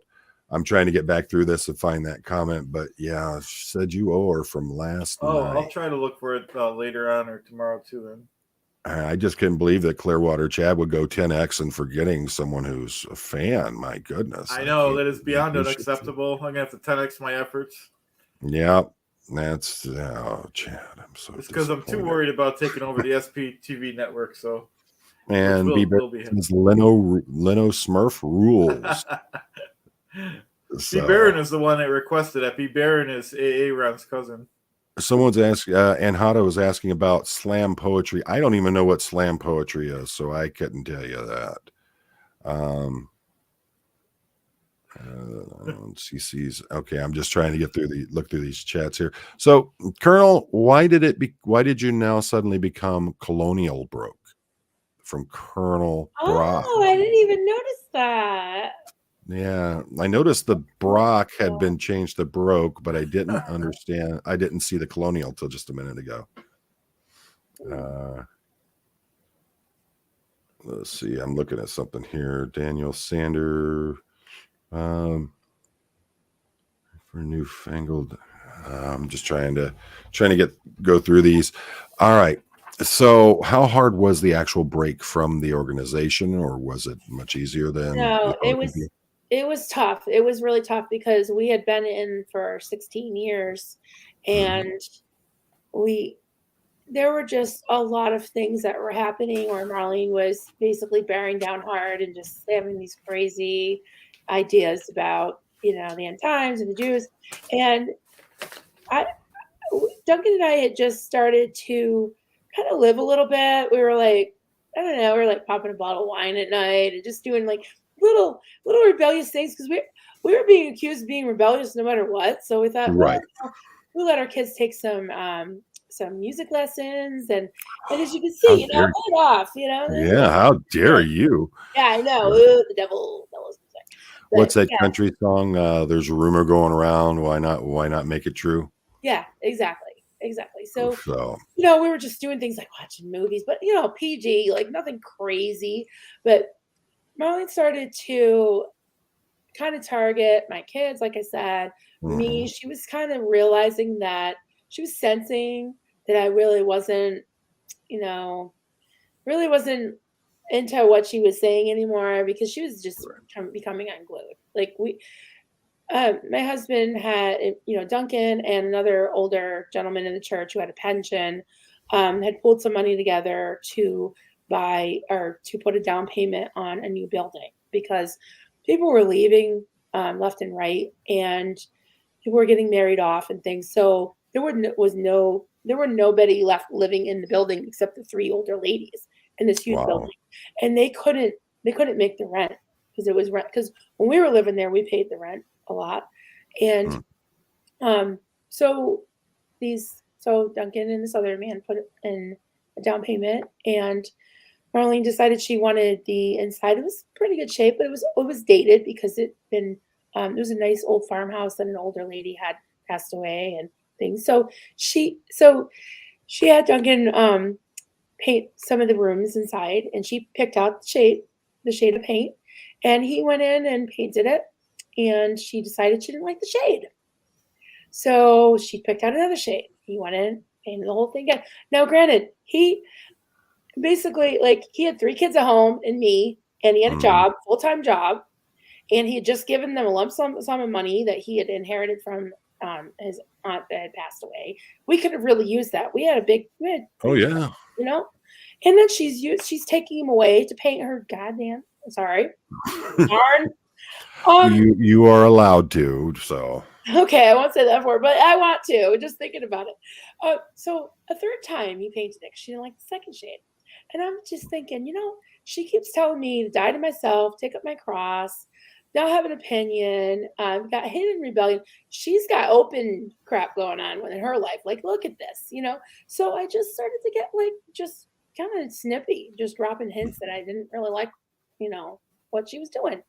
And I was making sacrifice. We were all making sacrifices, and she wasn't. She had a whole closet full of LL Bean clothes and London Fog and Land's End, and we're wearing hand-me-downs. So it just wasn't right in my book. Yeah. And she's talking about the end times, whatever. So she decided that she realized that I was not, you know, You like, weren't buying it. no, I wasn't. I was done. And she called the house one day, and Duncan answered the phone, and she said that basically she was coming down to lay hands on me, to handle me, and God gave her a scripture, which I'm sure was like a really bad one from the Old Testament. Mhm. And he came in, and at that point, I was just not in a good state because I had been Right. through so much, beaten down, mental, emotional, Well, you can only take so much. yeah, yeah. And I was on the edge. I was really not feeling well all the time. It just was bad. And I had actually been diagnosed with fibromyalgia, so I was just Yeah, not it's feeling nice and painful too. So, it's terrible. Yeah, I still struggle with it. But mhm. he came in and said to me, Marlene wants to come down and and it just started, he couldn't even get it out of his mouth. I dropped the laundry basket I had, and I just cowered in the corner. I threw myself on the floor, and I cowered in the corner, and I was flailing my arms, screaming. Like I was Wow. almost like out of my body. I just was screaming, "Don't let her come, don't let her come." And usually like Duncan's not the type to tell somebody to take a hike. But Mhm. he went back to the phone. He's like, "You're not coming, no." And the fact that he told her no after 16 years, holy crap. We were brought before the board, and everybody, Ooh. yes, before the board. And we were told that we were in rebellion, that we were enemies, that there was something that she used, this threat she used about, I'm laughing about it now, but back Mhm. then it was scary. You, Oh yeah. you and your children are going to end up on the dung heap, like shit pile. You're going to end up on the dung heap. And I didn't really know what that was, but I knew I didn't really want to go there. But you know what? I did end up on the dung heap, and I love it. Like out here in the woods, try it. It's awesome. There you So yeah, go. so we were gonna go True. on the dung heap. True. She sent out an email the next day. We were just like, we're done. We went home. She sent Mhm. out an email the next day. With too many X. What is? Oh yeah. Well, yeah. That's my husband. I knew how to swear before I hung out. Well, you got Sylvia says, "Why do I take so much joy at you cursing?" Well, I can understand. What Chad, weren't you telling me, about being sick and how it affects you? Weren't you telling me about how with the heat and humidity down there, you got yeast infection walking to Burger King one day? That's So yeah, true, but I audited myself and now I'm cured. so let's see here. So when you audit yourself, you don't get to the auditing yourself until you're passing out body, or you're auditing out body things, right? Well, when you're Clearwater, Chad, you have special OT powers, Oh, okay. and basically that's the answer. Oh, come here. So, Now let's look at one of Clearwater Chad's beautiful palm trees that we make every week on SPTV 1 hour before AA run goes on Mondays. There you you hear that, go. everybody, right? Yeah. And I know it was very traumatic at the time, but I am so glad that you were able to find your way out and finally realize you just had enough. And I think for a lot of people, that's where it gets to be the point, is when they start coming after the children, and they start saying that your children are, they're possessed by demons or things like that. And we all know the story, never mess with mama bear. That's always the way to get yourself, Yes. on the bad end of the stick a whole bunch of the time. You look so interested, don't you? Yeah. He's like, Roscoe's Chad's just great. completely SP. Let's see. From Colonel Marilyn, you would fit into his family. Chad, not so much. Poe, you would scare my queer niece away. You know what? You look. The thing is I support LGBT. I've said it before. I took my daughter to her first Pride Festival. You're going to love who you love. Who am I to tell you what you can or can't do? So yeah, I wouldn't scare her. She'd probably find out, like a lot of people, just how chill I really am about stuff. So it's just how it goes. So how is life now post cult for you, Marilyn? Well, it's a million times better. Let me tell you. You know that you always have ups and downs in life, but Oh yeah.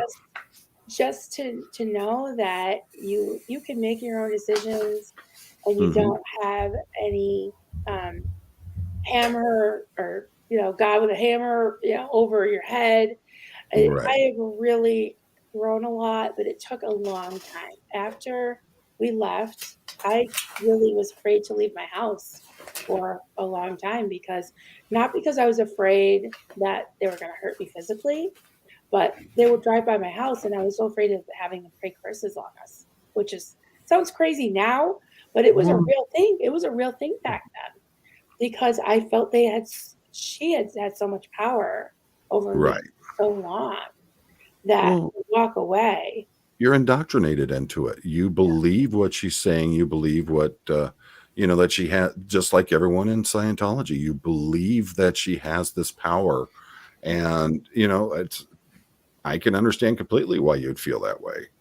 You know, and there a lot of people are drawn down that particular path, and it's in no way your fault. You were dealing with a lot going on, and on top of it, you had this person that was controlling and domineering. Mhm. Now they're out of your life, but you still have that fear of the power that they had going into it. So Right. that's don't ever feel ashamed or embarrassed that you believe that, because that's you're not the one who brought that on. She is, Mm. and you were coercive control. We've said it how many times, and that's exactly what was going on there. So it's understandable that you'd be fearful of it. So yeah, don't be embarrassed in any way. All right, you're getting down, dude.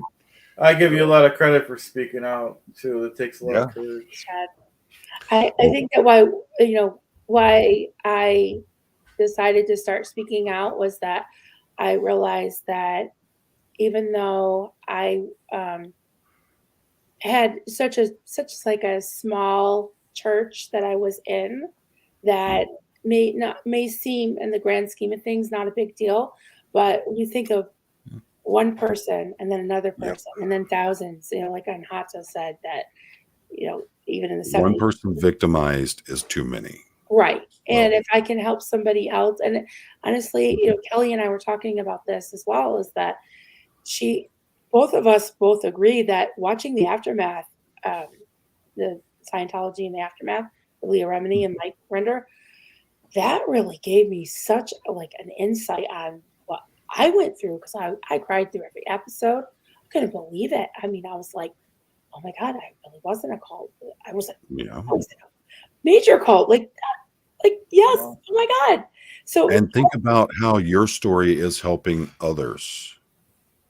And that's a big thing yep. is that you're coming out, you're showing the strength, the foundation, and the fortitude to share your story. And I know it's not easy, but think of all the people you're helping by doing that. And the more people that can be helped, that's the more people we can bring out of these kinds of things. Think about how many people feel suicidal coming out of these organizations, feeling so lost. It's just like we were talking about with foster kids who age out. How many of them end up on the other side of suicidal thoughts? So yes, what you're doing is important. Never feel ashamed and continue to be strong. We all support you. We love you. We think you're awesome. And Duncan, same for you, brother. You guys are great, and we love having you as part of this family. So, well, the feeling's mutual. I'm kind of glancing in the chat, and you guys are awesome. I love you all. And I'm like I said, I'm usually on the other side. And thank you, Sylvia. I appreciate it. oh, I will never forget. My mom's name was Rose, and I had a brother, Michael and Perry, and my sister Jamie, and I had my sister Sherry, who did survive the fire, but she passed away of cancer in 2008, and or I'm sorry, 2018. 2019 is when I started at Berkshire Helping Hands, and in the hospital room where she passed away, I held her hand and told her I was going to do something to make her proud. So I started right. the nonprofit. And that's like when I talk about my father. My father was a horribly brutal man. So I'm sorry. I'm looking at Yeah. it's what Well, we logically like he he got me with a 10X in there. That's what got, I had to put that up. But you know, the thing is that he's a Clearwater Chad fan. I can tell you that. let's see, found out they were nicer than our cult fam. Then our boys got into music and our family got bigger. Now we have a big SP family. You certainly do. You guys are part of the family. You guys have converted him. How does it feel to be on that side of the microphone? Oh, me? You know, yeah. Normally you're in the chat. So. It's surreal. It really is. It's like, wow. I love all these folks out here are talking. I can't chat because I'm signed in as Austin, and I don't even know how I would chat. So I'm just reading. Through the StreamYard, I don't think you can chat from the StreamYard as a guest. You'd have to open up in the YouTube channel itself to do that. So yeah, I don't want to touch anything because this is well, you've got the IT tech back there behind you. Let's see. Where is it? Goldie, where is it? Oh, there we go. Combating Cult Mind Control book by Stephen Hassan, easily found with a quick internet search. Yeah, Stephen Hassan has a lot of great things about how to, you know, deal with the occults and how to, you know, hopefully get yourself back. But I think that beyond that, it's the ability to have a strong support system and folks who are actually trained in it that can do it for you. But yes, definitely getting those books. Majan, I sent you a message on Facebook. Thank you, love. Thank you, Majan, for that super chat. Folks, we're getting ready to wind down because we're almost at 2 hours now. If you have any questions for Marilyn, let's get those in there so we can let her have an evening with her family. Can I just give a shout out to the wonderful, amazing, beautiful Goldie? I love you. Yeah, I agree. Well, you hear me every time. Yep. You love Goldie. I want to say it. Let's see. Marilyn, by the way, Marilyn, you're welcome. Any of Clearwater Chad's live, you're welcome to come on, and I hope you do. Yeah. And folks, remember, we're going to get started getting things put together. We're going to do a live stream with Clearwater Chad, Marilyn Honig, and myself. We're going to be doing live crafting. You'll be able to talk back and forth with us, find out, different things, and hopefully we'll be able to teach y'all some great tricks. Everyone has talent. You may not feel that you do, but you do. And it's for folks like us to be able to help pull that out of you and let you realize what your abilities are. That's a huge thing. We just want to share. We want everybody to realize you are special. Chad's really special. This is a palm. This is a palm tree from the Smurf village. Okay. Oh, okay. So, is that where the Smurf berries come from? Pretty much. Okay. Yep. Sylvia says, Marilyn, OMG, you just made me cry. I got to say goodbye to my big sis too. Our family was lucky, and we got the closure that so many didn't. Yeah, and going back to that, that's what I was talking about with my father. We didn't talk for years. I wouldn't have anything to do with him. And my final breaking point was when he insulted my wife. He had beaten me to a pulp throughout my childhood. And even as a man, I dealt with a lot of cruelty from this man. And I just had, when he insulted my wife, that was it. I wasn't having anything to do with it. And, when he was coming close to his time, I just decided, you know what, I'm not playing this game anymore. He's not going to control my life. So, I forgave him, and you know what, that weight left my shoulders immediately. So we went out on good terms. Juliana Bittencourt, Poe on the Go. We've been talking about doing a crafting Zoom call. We just need somebody to organize it.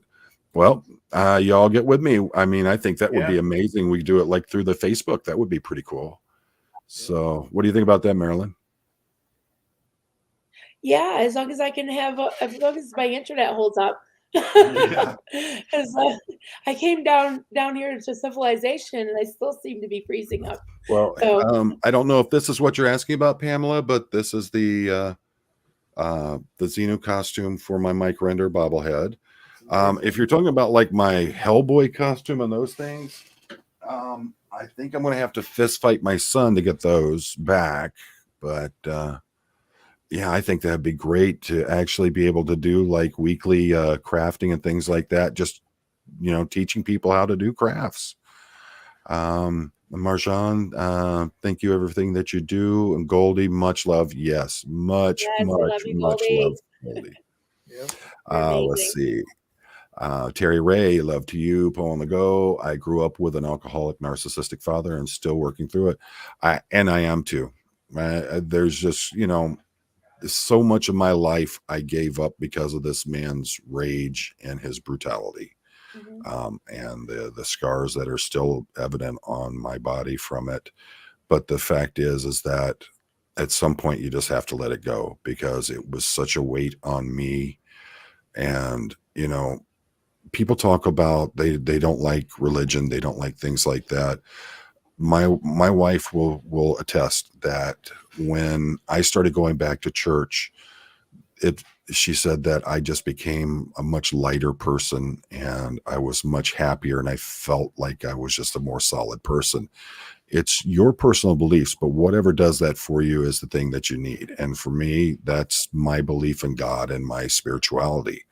So, and I don't knock anyone for their beliefs, and I certainly don't judge anyone. So, but folks, we are officially coming up to the 2-hour mark. Marilyn and Chad, if you guys will hang out, I'm going to pull you guys out.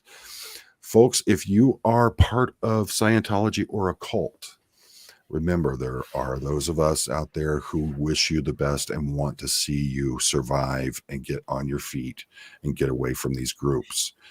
The Aftermath Foundation is for members of Scientology who are breaking away and don't know what to do. But I'm going to start looking into more resources for folks who don't know. If you're in a cult and you don't know where to go or what to do, I'm going to start looking into more resources. Of course, I'm going to talk to Marilyn some more about these things, see what we can get posted for it. But we do care. We want to see you succeed. We want to see you gain what would be considered a normal life. And I've said it a million times, there's no such thing as normal, but the closest to normal that it can be. And that's to be happy and feel grounded in your life. And we're all there for you. We want to support you. Remember, life is short. We only get one shot at it. So make it count, folks. So thank you, Marilyn. Thank you, Chad. Thank you And so if you much. guys will just hang out, we'll see you all. And I'll see you guys in just a second here.